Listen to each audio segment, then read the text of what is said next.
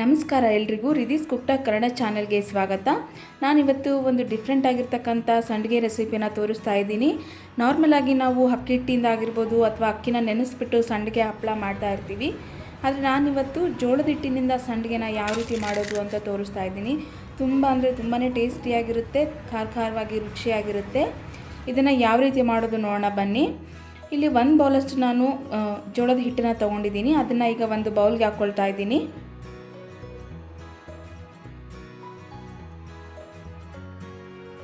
ಈಗ ಇದಕ್ಕೆ ನೀರನ್ನು ಹಾಕ್ಬಿಟ್ಟು ಸ್ವಲ್ಪ ನೀರು ಹಾಕಿ ಇದನ್ನು ಚೆನ್ನಾಗಿ ಗಂಟುಗಳಿಲ್ಲದೆ ರೀತಿಯಾಗಿ ಕಲಿಸ್ಕೋಬೇಕು. ನಾವು ಸಂಡಿಗೆ ಮಾಡೋದಕ್ಕಿಂತ ಮುಂಚೆ ಒಂದು 2 ರಿಂದ 3 ತಾಸಿನ ತನಕ ಇದನ್ನು ನೆನೆಸ್ಕೋಬೇಕು ಹಿಟ್ಟನ್ನು. ಆಗ ಸಂಡಿಗೆ ಚೆನ್ನಾಗಿ ಬರುತ್ತೆ ಹಗುರವಾಗಿ. ನೋಡಿ, ಈ ರೀತಿ ಗಂಟುಗಳಿಲ್ಲದೆ ರೀತಿ ನಾನು ಚೆನ್ನಾಗಿ ಮಿಕ್ಸ್ ಮಾಡ್ಕೊಳ್ತಾ ಇದ್ದೀನಿ. ಗಟ್ಟಿಯಾಗಿರೋದ್ರಿಂದ ಇನ್ನು ಸ್ವಲ್ಪ ನೀರನ್ನು ಹಾಕಿ ಈ ರೀತಿಯಾಗಿ ತೆಳುವಾಗಿ ಕಲಿಸ್ಕೋಬೇಕು. ನೋಡಿ, ಈ ಕನ್ಸಿಸ್ಟೆನ್ಸಿಯಲ್ಲಿ ಇರಬೇಕು ಹಿಟ್ಟು.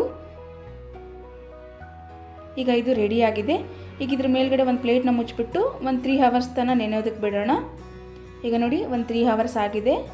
ಹಿಟ್ಟು ಚೆನ್ನಾಗಿ ನೆಂದಿದೆ. ಈಗ ಮತ್ತೊಂದು ಸರ್ತಿ ಚೆನ್ನಾಗಿ ಈ ರೀತಿ ಮಿಕ್ಸ್ ಮಾಡ್ಕೊಳ್ಳೋಣ.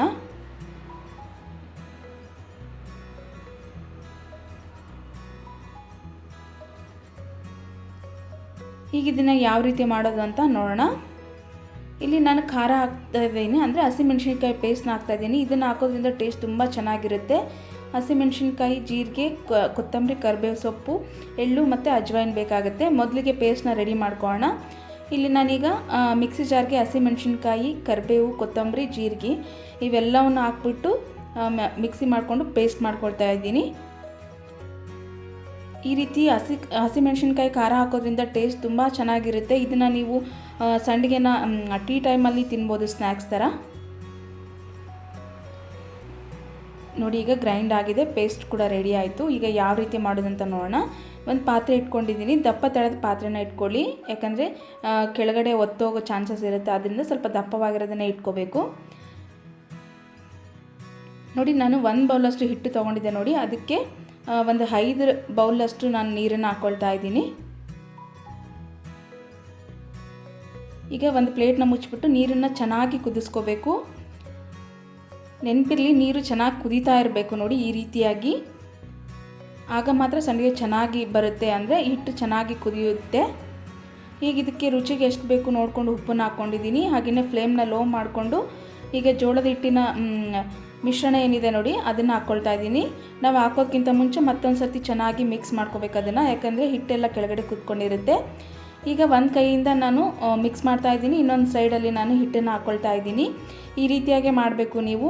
ಹಾಗೆಯೇ ಡೈರೆಕ್ಟಾಗಿ ಹಿಟ್ಟು ಹಾಕ್ಬಿಟ್ರೆ ಗಂಟಾಗ್ಬಿಡುತ್ತೆ. ಸ್ವಲ್ಪ ಗಟ್ಟಿ ಆಗೋ ತನಕ ಈ ರೀತಿ ಮಿಕ್ಸ್ ಮಾಡ್ತಾ ಇರಬೇಕು.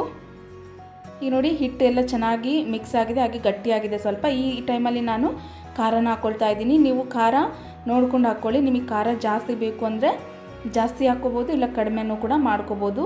ಈ ಖಾರ ಹಾಕೋದ್ರಿಂದನೇ ಟೇಸ್ಟ್ ತುಂಬ ಚೆನ್ನಾಗಿರುತ್ತೆ. ಈಗ ನೋಡಿ, ಚೆನ್ನಾಗಿ ಮಿಕ್ಸ್ ಮಾಡ್ಕೊಳ್ತಿದ್ದೀನಿ. ಈಗ ಇದನ್ನು ಒಂದು 10 ರಿಂದ 15 ನಿಮಿಷ ಚೆನ್ನಾಗಿ ಕುದಿಸ್ಕೋಬೇಕು ಹಿಟ್ಟನ್ನು. ಒಂದು ಪ್ಲೇಟ್ನ ಮುಚ್ಚಿಬಿಟ್ಟು ಒಂದು 10 ರಿಂದ 15 ನಿಮಿಷ ತನಕ ಬೇಯಿಸ್ಕೊಳ್ಳೋಣ.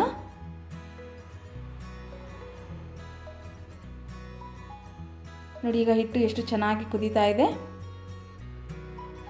ನೋಡಿ, ಈ ರೀತಿ ಹಿಟ್ಟು ಚೆನ್ನಾಗಿ ಕುದ್ದಷ್ಟು ನಿಮಗೆ ಸಂಡಿಗೆ ಆಗಲಿ ಹಪ್ಪಳ ಆಗಲಿ ಚೆನ್ನಾಗಿ ಬರುತ್ತೆ. ಮಧ್ಯದಲ್ಲಿ ಸೀಳೋದಿಲ್ಲ, ಹಾಗೆ ಬಿಡಿಸೋಕ್ಕೂ ಕೂಡ ಈಸಿಯಾಗಿ ಬರುತ್ತೆ. ಈಗ ಕೊನೆಯಲ್ಲಿ ನಾನು ಫ್ಲೇಮ್ನ ಆಫ್ ಮಾಡಿಕೊಂಡು ಎಳ್ಳು ಮತ್ತು ಅಜ್ವೈನ್ ಹಾಕ್ಕೊಳ್ತಾ ಇದ್ದೀನಿ. ಹಾಗೆಯೇ ಸ್ವಲ್ಪ ಹಿಂಗು ಕೂಡ ಹಾಕ್ತಾ ಇದ್ದೀನಿ.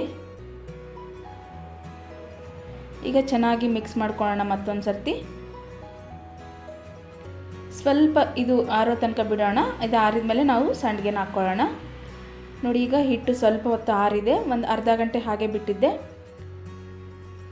ನೋಡಿ, ಈ ರೀತಿಯಾಗಿ ಒಂದು ಸಪ್ರೇಟ್ ಬೌಲ್ಗೆ ನಾನು ಹಿಟ್ಟನ್ನು ಹಾಕ್ಕೊಳ್ತಾ ಇದ್ದೀನಿ. ನೋಡಿ, ಇಷ್ಟು ತೆಳುವಾಗೇ ಇರಬೇಕು, ಆಗ ಚೆನ್ನಾಗಿ ಬರುತ್ತೆ, ತೆಳುವಾಗಿ ಬರುತ್ತೆ ಹಪ್ಪಳ. ಈಗ ಇದನ್ನು ನಾನು ಪ್ಲಾಸ್ಟಿಕ್ ಕವರ್ ಮೇಲೆ ಹಾಕ್ಕೊಳ್ತಾ ಇದ್ದೀನಿ. ಪ್ಲಾಸ್ಟಿಕ್ ಕವರ್ ಮೇಲೆ ಹಾಕೋದ್ರಿಂದ ಚೆನ್ನಾಗಿ ಸಂಡಿಗೆ ಬಿಟ್ಕೊಂಡು ಬರುತ್ತೆ. ನಾವು ಬಟ್ಟೆ ಮೇಲೆ ಹಾಕಿದರೆ ಸ್ವಲ್ಪ ಕಷ್ಟ ಆಗುತ್ತೆ ಬಿಡಿಸೋದಕ್ಕೆ. ನಾವು ಪ್ಲಾಸ್ಟಿಕ್ ಕವರ್ ಮೇಲೆ ಹಾಕೋದ್ರಿಂದ ಸ್ವಲ್ಪ ಹೊತ್ತು ಇದನ್ನು ಆರಿಸ್ಕೋಬೇಕು. ಡೈರೆಕ್ಟಾಗಿ ತುಂಬ ಬಿಸಿದು ಹಾಕಿದರೆ ಕವರ್ ಸುಟ್ಟೋಗೋ ಚಾನ್ಸಸ್ ಇರುತ್ತೆ. ಅದರಿಂದ ಸ್ವಲ್ಪ ಉಗುರು ಬೆಚ್ಚಗಾಗೋ ತನಕ ಇದನ್ನು ಬಿಟ್ಟು ಆಮೇಲೆ ಹಾಕ್ಕೋಬೇಕು.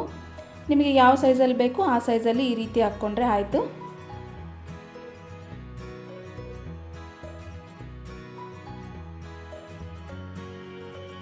ನೋಡಿ ಎಲ್ಲ ಸಂಡಿಗೆನೂ ಕೂಡ ನಾನು ಇದೇ ರೀತಿಯಾಗಿ ಹಾಕಿ ರೆಡಿ ಮಾಡಿದ್ದೀನಿ ನೋಡಿ. ಈಗ ಇದನ್ನು ಇದು ಬಿಸಿಲಲ್ಲಿ ಒಣಗೋದಕ್ಕೆ ಒಂದು 2 ದಿನ ಬೇಕಾಗುತ್ತೆ.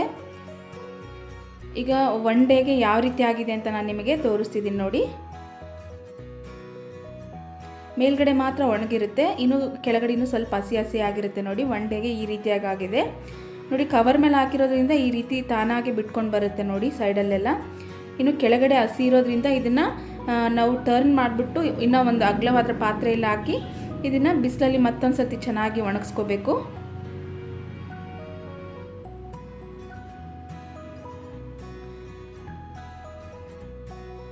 ಈ ಸಂಡಿಗೆನ ಒಂದು 3 ರಿಂದ 4 ದಿನ ಚೆನ್ನಾಗಿ ಬಿಸಿಲಲ್ಲಿ ಒಣಗಿಸಿ ನಾವು ಏರ್ ಟೈಟ್ ಕಂಟೈನರಲ್ಲಿ ಹಾಕಿಟ್ರೆ 1 ವರ್ಷ ತನಕ ಆರಾಮಾಗಿರುತ್ತೆ, ಯಾವುದೇ ರೀತಿಯಾಗಿ ಕೆಡೋದಿಲ್ಲ. ಮೇಯ್ನಾಗಿ ಇದನ್ನು ನಾವು ಬಿಸಿಲಲ್ಲಿ ಚೆನ್ನಾಗಿ ಒಣಗಿಸ್ಕೋಬೇಕು ನೋಡಿ. ಎರಡೂ ಕೂಡ ಈಗ ರೆಡಿಯಾಗಿದೆ. ಇದನ್ನು ನಾನು ಬಿಸಿಲಲ್ಲಿ ಒಣಗಿಸಿಟ್ಟಿದ್ದೀನಿ ನೋಡಿ. ಒಂದು 3 ದಿನ ಒಣಗಿಸಿದ್ದೀನಿ ನೋಡಿ, ಎಷ್ಟು ಚೆನ್ನಾಗಿ ಒಣಗಿದೆ, ಹಾಗೆ ತೆಳುವಾಗಿ ಕೂಡ ಆಗಿದೆ. ಈ ರೀತಿಯಾಗಿ ಇದನ್ನು ನಾನು ಎಣ್ಣೆಯಲ್ಲಿ ಫ್ರೈ ಮಾಡಿ ತೋರಿಸ್ತೀನಿ ಯಾವ ರೀತಿ ಬಂದಿದೆ ಅಂತ. ಎಣ್ಣೆ ಯಾವಾಗಲೂ ಚೆನ್ನಾಗಿ ಕಾಯಿಸ್ಕೊಂಡಿರಬೇಕು. ಅದಾದಮೇಲೆ ಮೀಡಿಯಮ್ ಫ್ಲೇಮಲ್ಲಿ ಇಟ್ಕೊಂಡು ಸಂಡಿಗೆನ ಫ್ರೈ ಮಾಡ್ಕೋಬೇಕು.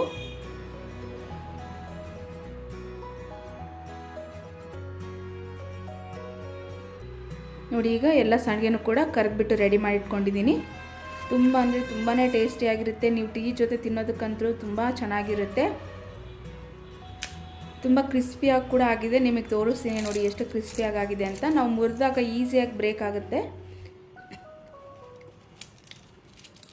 ತುಂಬ ಚೆನ್ನಾಗಿರುತ್ತೆ. ನೀವು ಕೂಡ ಒಂದು ಸರ್ತಿ ನಿಮ್ಮ ಮನೆಯಲ್ಲಿ ಟ್ರೈ ಮಾಡಿ ನೋಡಿ. ನೋಡಿ ಎಷ್ಟು ಬೇಗ ಪುಡಿ ಆಯಿತು, ತುಂಬ ಕ್ರಿಸ್ಪಿಯಾಗೂ ಕೂಡ ಆಗಿದೆ. ಇವತ್ತಿನ ರೆಸಿಪಿ ನಿಮ್ಗೆ ಇಷ್ಟ ಆಗಿದೆ ಅಂತ ಅಂದ್ಕೊಂಡಿದ್ದೀನಿ. ಇಷ್ಟ ಆದರೆ ಪ್ಲೀಸ್ ಲೈಕ್ ಮಾಡಿ, ಹಾಗೆಯೇ ಈ ರೆಸಿಪಿನ ನಿಮ್ಮ ಫ್ರೆಂಡ್ಸ್ ಮತ್ತು ಫ್ಯಾಮಿಲಿಗೆ ಕೂಡ ಶೇರ್ ಮಾಡಿ. ಯಾರಾದರೂ ನನ್ನ ಚಾನಲ್ನ ಸಬ್ಸ್ಕ್ರೈಬ್ ಮಾಡ್ಕೊಳ್ದೆ ನೋಡ್ತಾ ಇದ್ದರೆ ದಯವಿಟ್ಟು ಸಬ್ಸ್ಕ್ರೈಬ್ ಮಾಡ್ಕೊಳ್ಳಿ, ಹಾಗೆ ಬೆಲ್ ಐಕನ್ನ ಕ್ಲಿಕ್ ಮಾಡಿ. ನಿಮ್ಮ ಅನಿಸಿಕೆ ಅಭಿಪ್ರಾಯನ ನನಗೆ ಕಮೆಂಟ್ಸಲ್ಲಿ ತಿಳಿಸಿ. Thank you for watching.